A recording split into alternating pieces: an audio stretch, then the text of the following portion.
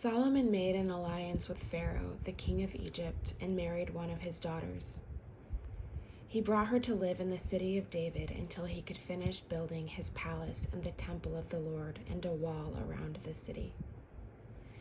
At that time, the people of Israel sacrificed their offerings at local places of worship, for a temple honoring the name of the Lord had not yet been built.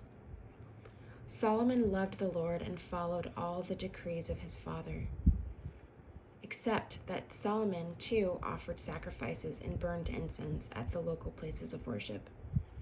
The most important of these places of worship was Gibeon, so the king went there and sacrificed 1,000 burnt offerings.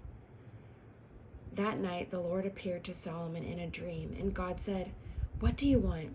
Ask, and I will give it to you."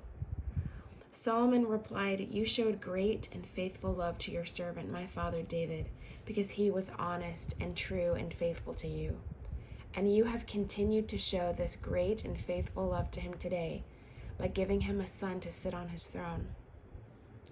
Now, O Lord my God, you have made me king instead of my father David, but I am like a little child who doesn't know his way around.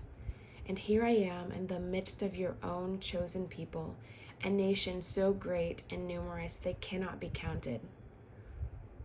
Give me an understanding heart so that I can govern your people well and know the difference between right and wrong. For who by himself is able to govern this great people of yours?"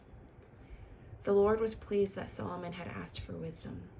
So God replied, "Because you have asked for wisdom in governing my people with justice, and have not asked for a long life or wealth or the death of your enemies, I will give you what you asked for. I will give you a wise and understanding heart such as no one else has had or ever will have.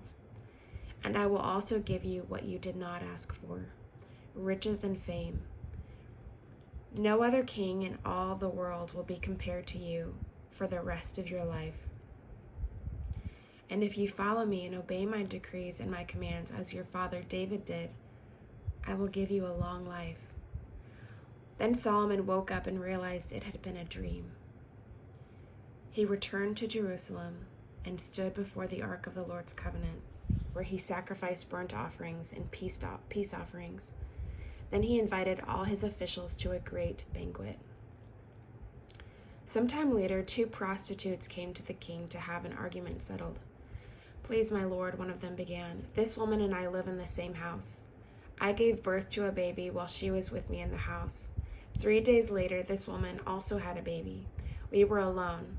There were only 2 of us in the house. But her baby died during the night when she rolled over on it. Then she got up in the night and took my son from beside me while I was asleep. She laid her dead child in my arms and took mine to sleep beside her. And in the morning when I tried to nurse my son, he was dead. But when I looked more closely in the morning light, I saw that it wasn't my son at all." Then the other woman interrupted, "It certainly was your son, and the living child is mine." "No," the first woman said, "the living child is mine, and the dead one is yours." And so they argued back and forth in front of the king. Then the king said, "Let's get the facts straight. Both of you claim the living child is yours, and each says that the dead one belongs to the other. All right, bring me a sword." So a sword was brought to the king. Then he said, "Cut the living child in 2 and give half to one woman and half to the other." Then the woman who was the real mother of the living child and who loved him very much cried out, "Oh no, my lord, give her the child. Please do not kill him." But the other woman said, "All right, he will be neither yours nor mine. Divide him between us." Then the king said, "Do not kill the child, but give him to the woman who wants him to live, for she is his mother." When all Israel heard the king's decision, the people were in awe of the king, for they saw the wisdom God had given him for rendering justice.